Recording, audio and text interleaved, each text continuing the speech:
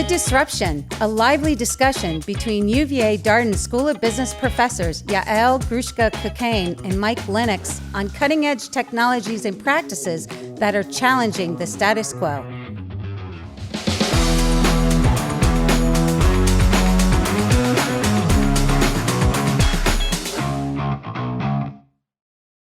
Hey, Mike. Hey, Yael. How are you doing today? I am great, actually. This time of year is always a wonderful time of year, and my birthday's coming up, so it always makes me happy. Well, a few weeks away, but I start a long time in advance. Your 35th? Yes, exactly.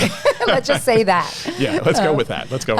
You know, I love movies. Have we talked about movies in this podcast before? I think we have a little bit. A little bit, definitely with AI and entertainment and deep fakes. That's come up a number of times now. So one of my... not in my top 30 movies, but, you know, up there is Total Recall. Do you remember Total Recall? I do. That's a Schwarzenegger vehicle. That's a great movie. Yes. So it always, every time we come to these podcasts, I think about that movie because it feels like, you know, the movie came out in the 90s, early 90s, and it feels like it already predicted half of what we talk about in this podcast. So, I thought you were going to say I remind you of Arnold Schwarzenegger, but that's okay. I understand. If I can be Sharon Stone, you can be Arnold Schwarzenegger. How about that? Thank goodness for AI and deep fakes.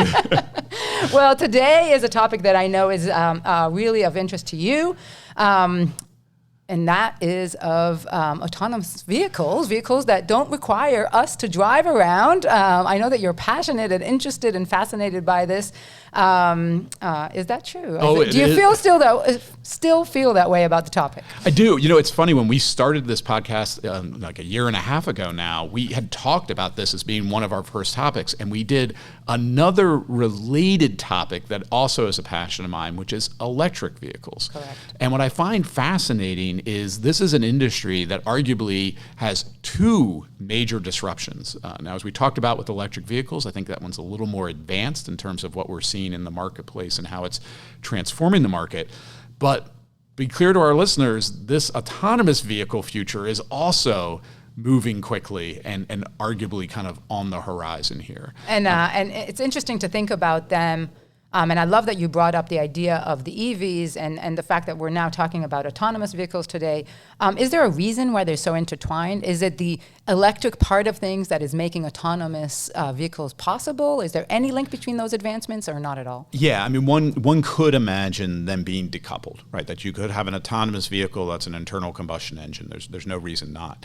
However, there are some complementarities here that if you're going to design an AV, especially one from scratch, you probably would want to use an electric vehicle. Most of electric vehicles are heavily software-based, as we've talked about before, lending itself obviously to AV. And you can think about things like charging. You know, you could imagine having an autonomous, gas pump. It's possible, of course, but it would be a lot easier to think about autonomous charging in an electric vehicle. Okay, fascinating. So we're talking again about vehicles, transportation, but the implications here of autonomous vehicles and autonomous driving is just in some ways very different from the electric vehicles kind of industry. There's just so many implications for society, so many implications for the economy, so many implications for the environment that are really worth this discussion, I think, in detail. Yeah, no, and I think that's, as a business strategist, what fascinates me about this is this can actually totally restructure the way we consume transportation services.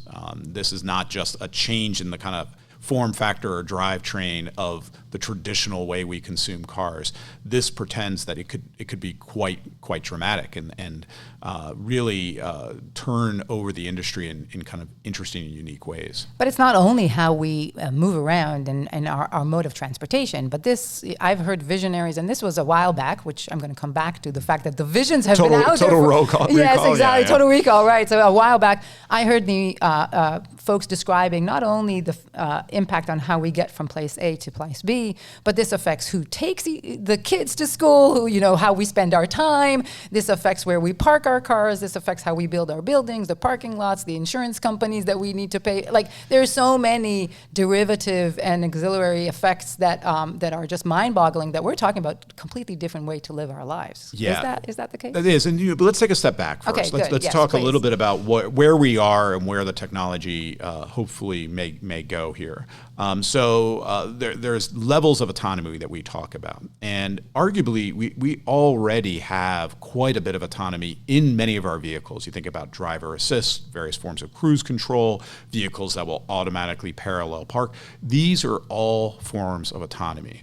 But the gold standard, if you will, where we'd like to see it go is what we call level 5 autonomy. And in a level 5 autonomous vehicle, I like to joke, and the simplest way to think about it is, it's the one I can fall asleep in the car behind the wheel, or maybe no wheel at all, and feel safe and be taken care of. And the fact is, again, we're getting closer and closer to that, but we're not quite there yet. We're not quite to that point where we would trust the vehicle in that sense, despite some YouTube videos of people doing this, like in their Teslas down the highway and the like. So what are the main challenges with getting us to that level 5? Well, as you know well, I mean, at the heart of this is AI again. Once again, we're talking about artificial intelligence, and the way these vehicles are trained is on these massive data sets. And the way to think about those is they're trying to train on all the different contingencies and problems that you might face while you're driving. The challenge is kind of the classic 80-20 rule, though I always like to joke with autonomous vehicles, it might be more like 95-5 at this point, in the sense that for 80% or even 95% of your driving situations, we can actually do really well with autonomy. But that last percent is incredibly difficult. Different weather conditions, when it rains or it snows, just those kind of random events where someone darts in front of the street or a traffic pattern is not what you'd normally expect. That's the hard part. Like, that's the hard part to get this to that full level 5 autonomy where you would just trust these vehicles to drive us around. So that sounds to me like you're describing more of a software challenge, a data training challenge that we've talked in, as you mentioned, in AI. Yeah. But what about the rest? I mean, autonomous vehicles, I've heard of many different technologies that are hardware, the sensors, the cameras, the different components that sit above, beyond, and back of the car that help us kind of really maybe translate some of the world around us, pick up on what's going on around the vehicle. Is the hardware solved? Is that part of the equation already done? No, and in fact, there's some critical questions still to be resolved. Though imagine some might think it already they know the answer, but obviously it's a mix of various types of sensors, radar, just cameras on the car. One of the critical questions is LiDAR, which is this advanced technology for basically seeing the environment around the car. Most, I think, of those developing level 5 autonomy or moving towards level 5 see LiDAR as a critical component of the vehicle. And that's when you see cars, maybe you've seen some of these around the road that have like the bubble on the top of the car. That's usually the LiDAR system. Tesla in particular and Elon Musk in particular, has been adamant that you don't need LiDAR. You can solve this with enough data using just simple sensors, simple cameras and the like. And there are debates, let's say. Not everyone agrees with Musk that you can do this with just without a LiDAR system. Well, it's interesting that you bring up Tesla, and I know that we're gonna, the name Waymo will come up in our conversation for sure today as a player in the field. So we're seeing a lot of interest from maybe pure data companies like Google, the tech companies, the tech giants, and maybe Tesla is kind of representing those vehicle. Maybe it's more of it's not even a traditional car manufacturing company. But what about the more traditional car manufacturers, the Fords of the world, the BMWs of the world? Are they playing in this space? They're definitely playing in the electric vehicle space, but are they interested in the autonomous vehicle development? Yeah, it's been really interesting. I think all of them are investing at some level, again, for these kind of advanced driver assist features. So especially the luxury car manufacturers, but others as well. How they're approaching kind of true level 5 autonomy varies. So one of the big moves taken in the industry was a few years back when General Motors acquired Cruise, who is a startup in this space. So Cruise is in essence the autonomous division for General Motors. Obviously you have Tesla, as you mentioned, who really from day one has been talking about autonomy, and they continue to talk about it on their earnings calls and the like. And then, of course, you mentioned the big tech companies. So Waymo spun out of Google's famous XLab. You have Amazon getting into the space with Nook, which was an acquisition that they made. Apple is, rumored continuously to be, getting into this space, though more recently they said they're pulling back from their autonomous efforts there, but who knows if Apple will jump in there. So it is attracting a lot of attention from a kind of a wide variety of different players. So here at Darden, we have a lot of efforts that are focused on talking about responsible AI or leadership, ethical leadership in the world of AI. Let's talk about ethical leadership in the world of autonomous vehicles. And in this disruption, I guess one concern that people may have, which could cause them to label it bad disruption, would be this whole notion of, giving over the total control to the machines, whether hardware or software, and then catastrophic outcomes like accidents happening. So how do we think about that? How do we get our heads around acquiring a whole fleet of these cars for our business? Yeah, I mean, I'm of a couple minds of this, right? We've talked before, whenever a new technology comes by, there are often risks associated with it that cause consumers and others to be resistant to the new technology. That is not surprising in this case, obviously, given the nature of of what these cars are doing. At the same time, progress is often made, opinions change, and then you get more comfortable with the new technology. And the enthusiasts for AVs would argue that AVs will be actually safer than any real world scenario where you and I are driving our vehicles on the road there. So that this, again, the future will be an accident-free future once we're all using autonomous vehicles there. I do think there are some critical issues. Are you aware of the trolley problem? I am aware of the trolley problem. Why don't you explain the trolley problem for our listeners? The trolley problem, way back when I studied programming, was always presented as a real challenge there when you have to hard code rules and make description of situations for software to basically make a decision and to decide to take route A or route B. You almost have to program in certain difficult pathways and different forks in the road. And here the trolley problem is quite literally, which route do you take when you're faced with two very unwanted outcomes? Yeah, exactly. I mean, this is a classic moral dilemma question. Yeah. You're going down a hill in a trolley, the brakes give out. Your choices are to continue forward and plow into, let's say, a group of people, or you could divert and maybe kill everyone on the trolley. It's very there's morbid, variations of that, an old lady crossing the road, a baby in a stroller. Right, but the critical thing here is that the AV is going to have to make these decisions. And right now it falls to you and I as individual drivers in the moment to make these decisions. And we have a whole legal apparatus around liability and the like that assesses whether we made maybe the right or wrong decision. That's going to have to be hard-coded in. And maybe it will have to be regulatory that tells the AV makers what they should do in certain circumstances. Maybe it will fall to the AV manufacturers. Lots of questions about liability. You mentioned insurance before. Who gets insured in an AV? Is it the rider now as opposed to the driver?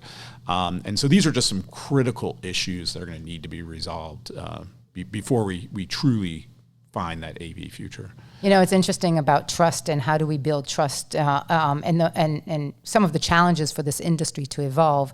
My son is 17 and he just got his license just a few weeks ago. God bless you. Yes, exactly. This is exactly my point. I have not slept for about a month now since he got his license. And the thought around and by the way, he's a great driver and I'm very proud of him and he's been doing a great job. But it is nerve-wracking and to trust a 17-year-old to take his 13-year-old sister, my daughter to school, that's a big jump. And do I prefer that a machine does it? I don't know. It's a good dilemma, right? Yeah.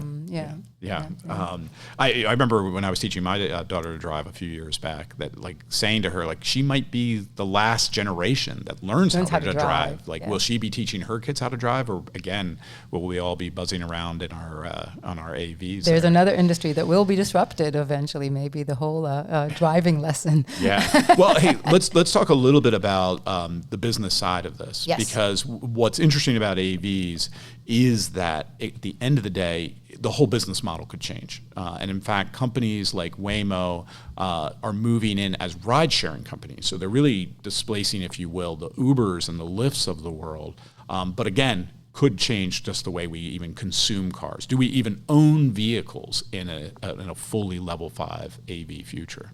Yeah, I think this is a time for us to bring in people with a little bit more knowledge than us. What do you think? I think it's always good to bring in some others with some knowledge here. So I have a real treat for us today, Yael. For the first time in Good Disruption podcast history here, we innovate ourselves. We do. Yes. We actually have two experts. This topic is too big for just one expert. We have two experts with us. So I'm very pleased that we have Will Shepherdson here, a former student of both of ours, a Darden MBA, and is a product manager at Waymo, who we had mentioned, one of the leaders here in developing autonomous vehicles. And then we also have Madhur Behl, who is an associate professor at computer science at UVA, who does research on machine learning, AI, but also on autonomy, and does work on the robotics and small cars that we're talking about here. So we're very excited to have both of them with us here. It's fantastic. Both academia and the business world are represented. So I'm excited. I have so many questions. Yes. Well, Madhur, I'd like to start with you. Given your expertise and your work here, can you give us any sense, level 5, like how close are we here? I always joke, like Elon Musk said, we'd have it like 2 years ago, and he keeps saying every year we're there. What's your sense? How close are we to this level 5 dream? Yeah, I think you are right in assessing that most of the predictions are very hyperbole, in my opinion. This is a very, very difficult problem. And I heard you talking about this earlier, that this is really a problem in AI, right? Because this is a very smart robot, essentially, which has to understand how the world operates and be able to deal with these all possible situations that could arise.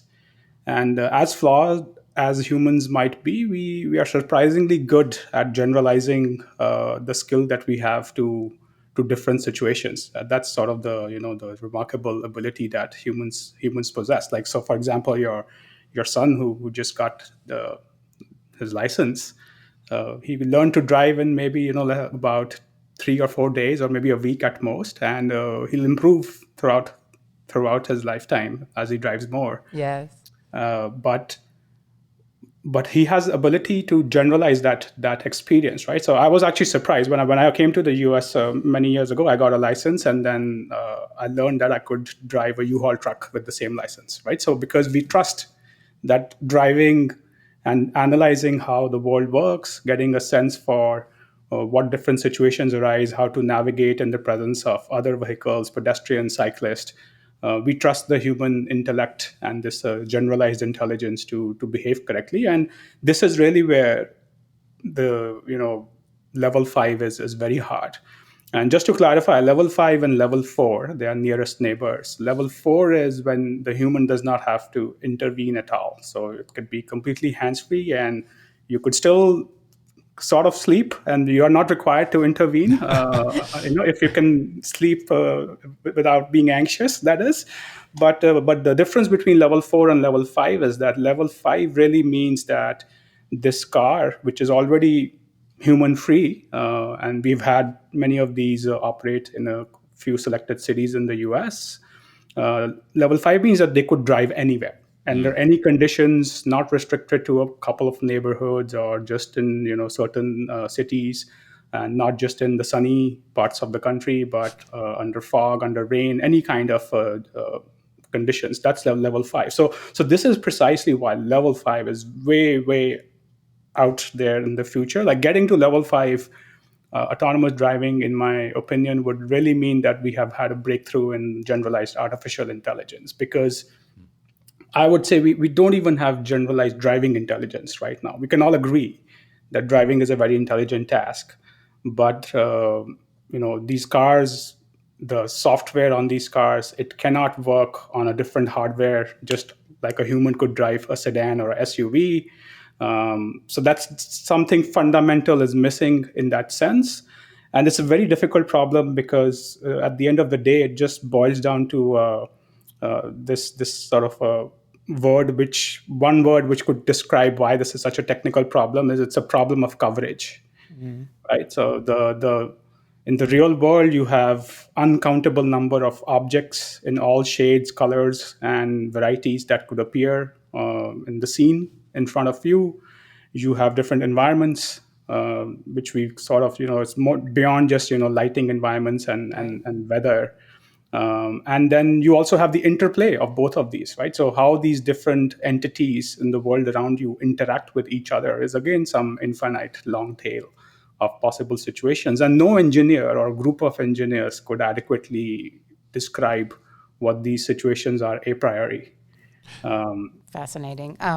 That has helped so much to kind of make it clear to folks exactly where the challenges lie. Will, on the business side, how do you as a product manager on the business side cope with some of this challenge and some of these real hurdles that we face still in the advancement? Yeah, and just for sort of context, Waymo's mission is to be the most trusted driver, and I think sort of safety is at the center of everything that we do. Our goal is to reduce sort of traffic injuries and fatalities in the cities in which we're operating, and now we have sort of quite a bit of experience and history working towards that goal. We actually operate, a fully autonomous ride service in 4 different cities right now: San Francisco, Phoenix, Los Angeles, and Austin. And I think, to the point about sort of L4 versus L5, I think the definition of L5 is somewhat unconstrained. Like, it could be,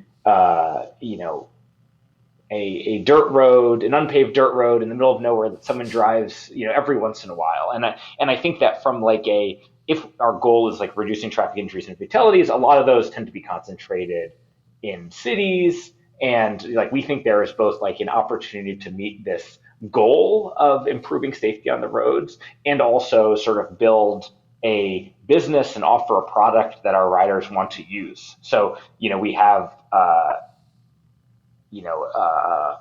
a lot of enthusiasm. We've been offering a commercial service in San Francisco since the mid of August in 2023. Same in Phoenix and recently expanded in Los Angeles and Austin. I think that with an L4 product, our goal is to build an L4 autonomous driving system and operate a service that brings people from point A to point B safely. I think the Waymo driver doesn't drive distracted or drunk. So, we think that there are sort of real safety benefits. We believe that there's real safety benefits to, operating the Waymo driver. And I think that some of the data actually indicates this. So, there's a couple research partnerships I can tell about if that's interesting.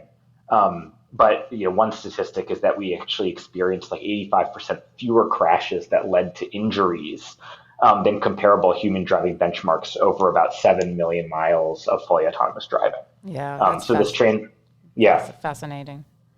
Well, it also is interesting to think through, what is the correct logic for when these cars, and they already are on the roads, but come on the roads? Is it 100%, no error rate, or Right. is there some exception? Because again, let's point it out, there are millions of car accidents on the road now. Right. So, maybe the baseline should be improvement over where we currently Of are course.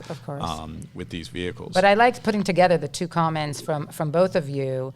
Level 5 is going to be really hard, and it's going to require a big improvement and developments in how we do things. It's worthy of working towards, but at the same time, what maybe is exciting to hear about is how companies strategize on doing more local and more narrow kind of investments to work within the L4 kind of opportunities. Is that fair? Yeah, no, and I'm actually, Will, a question for you. In the offhand, let's say a snowstorm hits San Francisco. I don't know if that ever actually happens, but let's just say, for the sake of argument, that it does. I assume you have like protocols then that maybe you shut the fleet down, or how do you handle maybe some of those outlying cases? Yeah, so I guess one of the common misconceptions is I think Waymo for a long time operated in Phoenix and like the suburbs like Phoenix greater metropolitan area. And I think people are like, wow, there's never any weather in Phoenix. Like people have sort of gone there because it's easy. I think that is maybe a little bit of a simplification. Like Phoenix actually does get like severe storms in the summer, and like it gets weather exposure. It's sort of not sunny and beautiful all the time. So I think that even cities that have relatively mild climates experience weather conditions. Waymo does a huge amount of sort of testing and evaluation and validation to operate in these more rare conditions. And I can actually talk specifically about weather because that's something that I work on at Waymo, which is that we have done a lot of intentional work around validating our performance in more rare weather conditions that we experience in the cities that we're operating in. We also do sort of excursions and field trips to other geographies that have more extreme weather. So in the past, we've experienced like winter weather from some of these trips that we've taken to New York City, Bellevue, Washington. This past winter, we were operating a small fleet of vehicles in Buffalo, New York. And we actually have an engineering center in Michigan. So we're able to take the Waymo driver to these new geos and improve our learning about how does the Waymo driver perform in those conditions. We can take the relatively small amount of driving that we do on the public roads that's complemented with lab and sort of chamber testing that's done at a sensor level and at a vehicle level. We also do closed course testing in extreme weather conditions. Closed course. Oh, and then I need to mention sort of simulation. So simulation plays a large role in our development process and validation of the Waymo driver. So we're able to re-simulate our experience and sort of continue to learn from it without having to drive more real world miles. We drive far more miles in simulation than in the real world, and use that to sort of gain confidence about the performance of the Waymo driver in these kind of rare conditions. So I'd say we actually know quite a bit about these extreme weather events, both because of accumulated experience over a number of years, but a lot of targeted testing and validation work that we've done. My mom likes to remind me that I was 3 years old living in Buffalo during the blizzard of '77. So that was quite an extreme event that I don't know quite has happened since. But I want to actually kind of pivot to Madhur and hear. We heard from Will how Waymo learn and train and get more exposure. Can you tell us on the academic side? You've shared with me a little bit that you guys have a racing team. Can you tell me how the academic world pushes the needle on advancements here?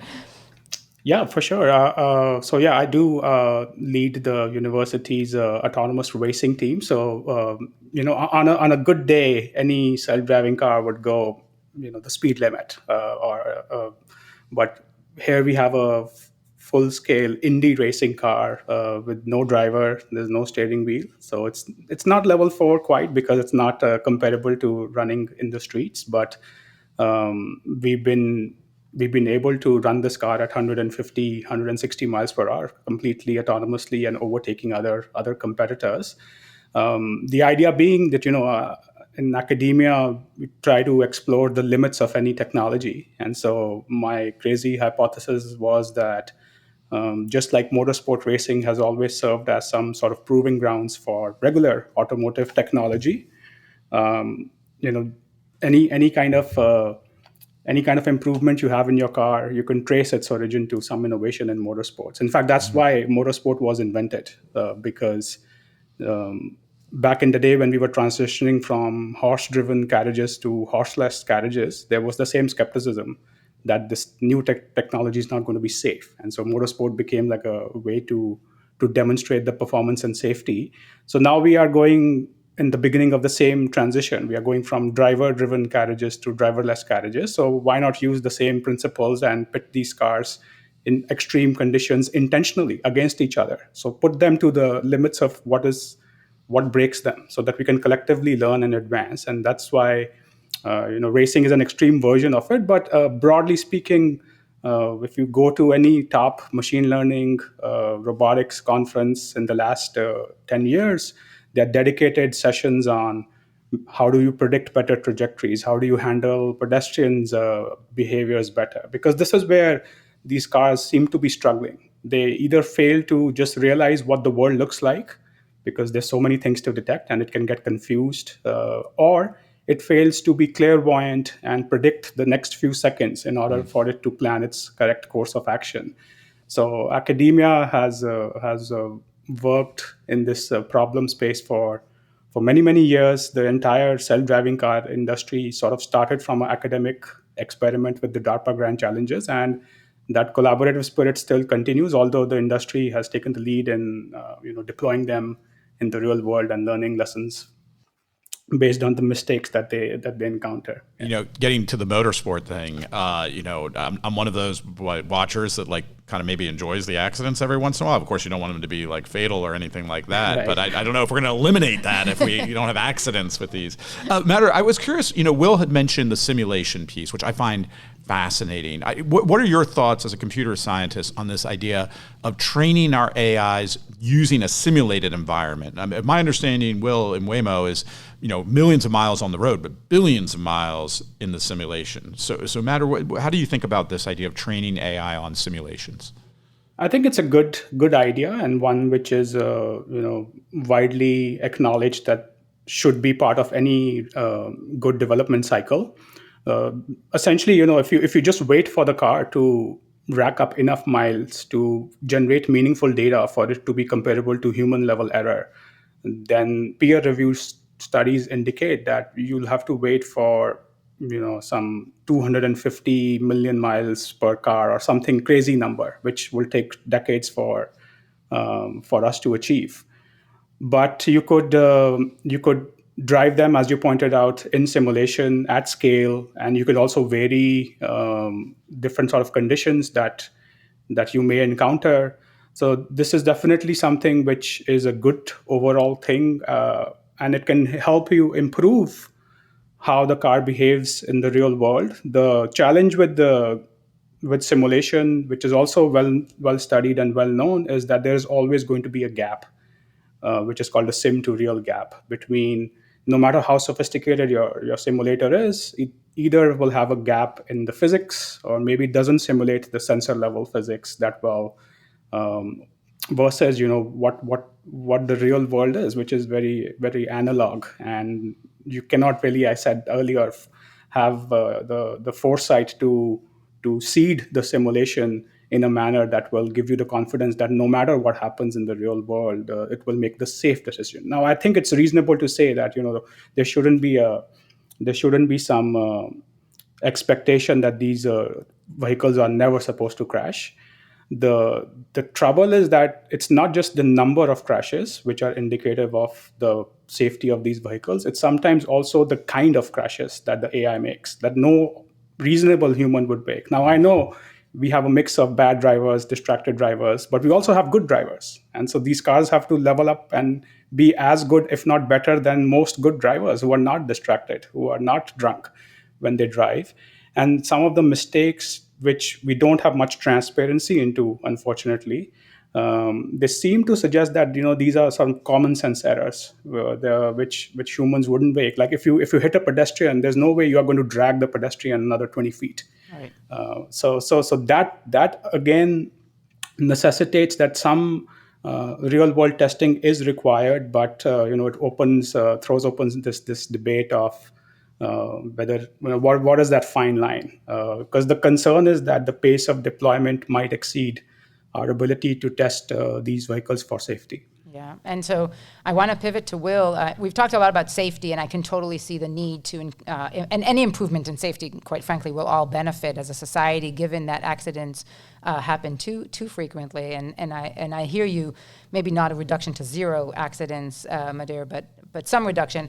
But Will, you're a Darden MBA. You have all your multifaceted kind of perspectives. What about the sustainability, environmental benefits? Like, are there other benefits that we haven't mentioned, or on the flip side, other concerns, like, some kind of jobs being lost, or something that we should be thinking about holistically in the conversation around autonomous vehicles? Yeah, I guess, I mean, you mentioned earlier that like one of your first, I don't know if it was the first or one of the first episodes was on sort of electric vehicles. And we have, a fully electric fleet, which are Jaguar I-Paces. I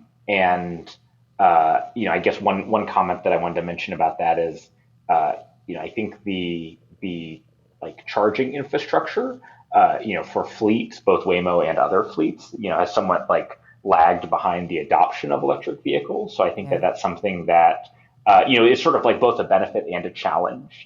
This is something that like Waymo's been planning with our partners for a long time, but that's, sort of one challenge for adoption of our fully electric fleet. I think in terms of, to your question about like,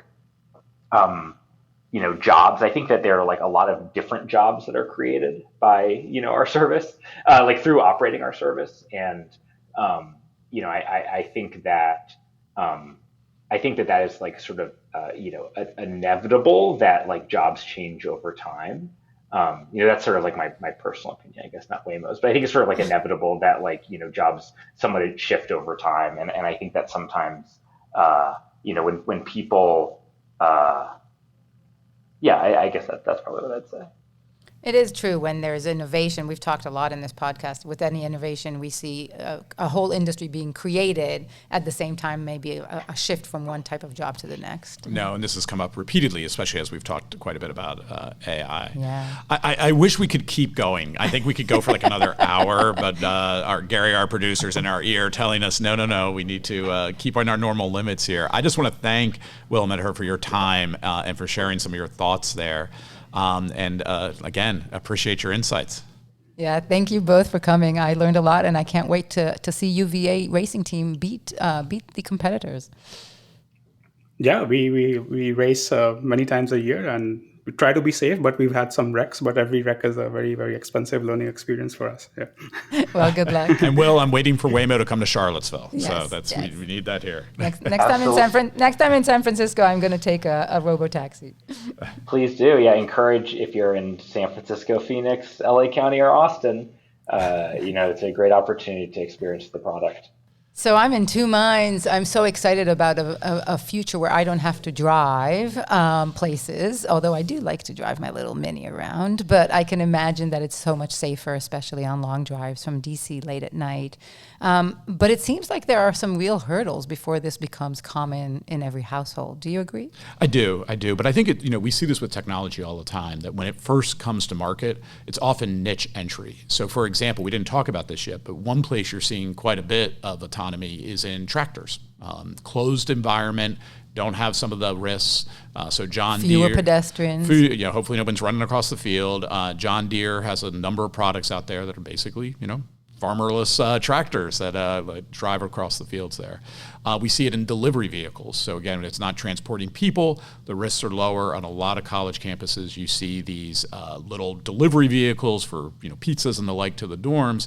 Again, the risks are much lower. I think if it hits you, maybe it breaks an ankle at worst, so the risks are lower. And I think that's what we're going to see. We're going to see, continual usage. I think one of the interesting use cases that at least my understanding is we're getting much closer on, long-haul trucking. So what you might see are trucks on the highway be fully autonomous. And then when they pull off, that last mile problem of getting to wherever they're going might need a human driver behind the wheel. But we might be pretty close to seeing that fully autonomous truck going down the highway. A few years ago, I took, not Will's cohort, but the year after, I took a group of students to Sweden, and we heard from a company investing in trucking, autonomous trucking. But they were actually manipulated, and basically there were people in an office with joysticks basically driving them from far away, which was a very different kind of new innovation around that same concept. Still labor intensive, but maybe not as dangerous for them, and just something kind of peculiar to think about. A little bit different. Well, I think it's time for us to answer the big question. Ooh. Good disruption, bad disruption, no disruption. Oh, it's a tough one. I kind of know your answer already. I feel that... What do you think my answer is going to be?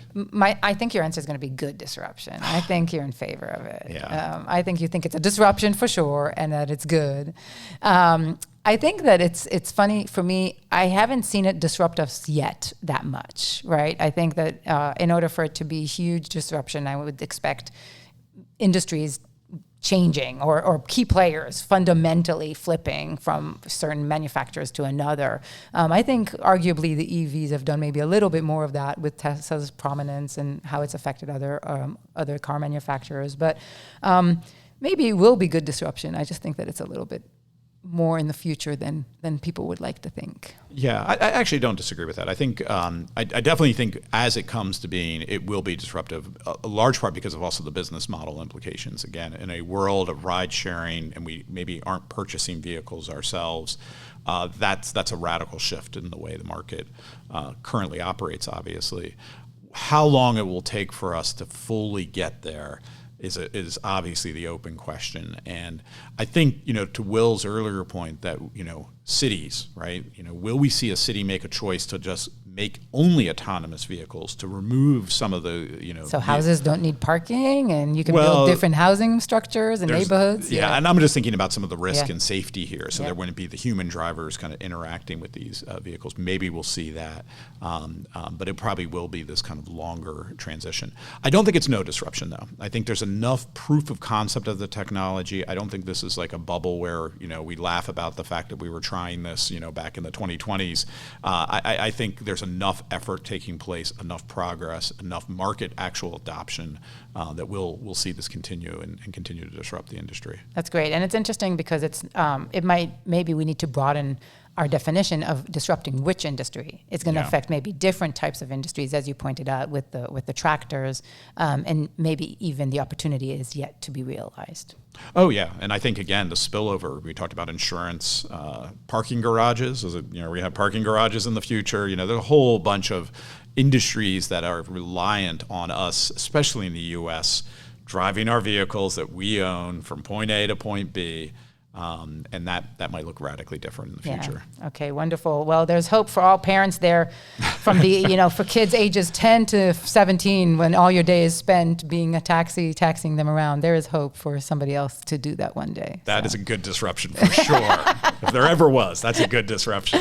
Well, thanks, Mike. I learned a lot. And let me thank, as always, Gary, our producer, and Becky, our researcher extraordinaire. This is Good Disruption, and thank you for being with us.